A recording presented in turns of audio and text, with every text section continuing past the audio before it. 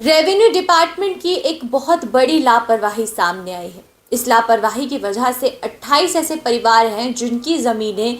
आज किसी और के नाम हो गई हैं और उन परिवारों को इसकी खबर तक नहीं थी। आपको ये बताएं कि ये जो खबर है ये दोमाना के मढ़ विधानसभा से सामने आ रही है, जहां पर यह बताया जा रहा था कि 1971 में कुछ 35 के करीबन ऐसे परिवार थे जो कि पाकिस्तान के छंब इलाके से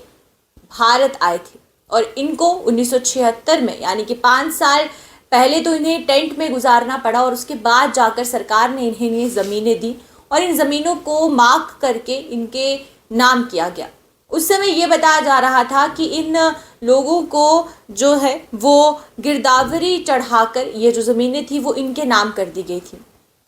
लेकिन अब इन परिवारों को ये पता चलता है कि ये जो ज़मीनें जिनको वो कितने सालों से इन ज़मीनों पर काम करते आ रहे थे और इन ज़मीनों पर रह रहे थे, जब इस ज़मीन का बीएसएफ ने कुछ जो है हिस्सा लाइन अप किया और उससे ये बताया जा रहा है कि 57 कनाल 12 मरले तक की जो जगह थी उसको लाइन अप किया गया, क्योंकि जब तारे बिछाने की बारी आई थी तो इनकी ज़मीनें उस तारों वाली तारबंदी के जो एरिया था उसमें आई थी।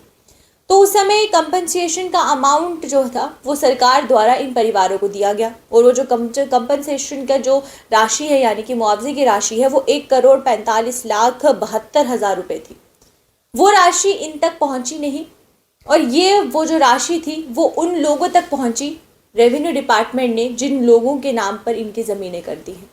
और इनको इस बात का पता 2003 में चला जब कंपनसेशन के तौर पर ये जो ज़मीनें थी, ये जो कंपनसेशन अमाउंट था इनकी ज़मीनों का, ये उन परिवारों को मिला था जिनका इनकी ज़मीनों पर मालिकाना हक रेवेन्यू डिपार्टमेंट की लापरवाही की वजह से ही लगा था।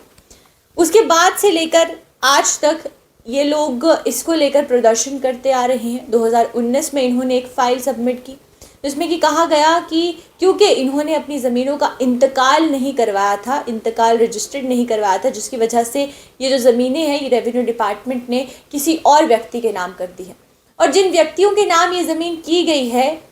वो कभी उस एरिया में गए तक नहीं, वो उन एरिया से उन व्यक्तियों का कुछ लेना देना नहीं है।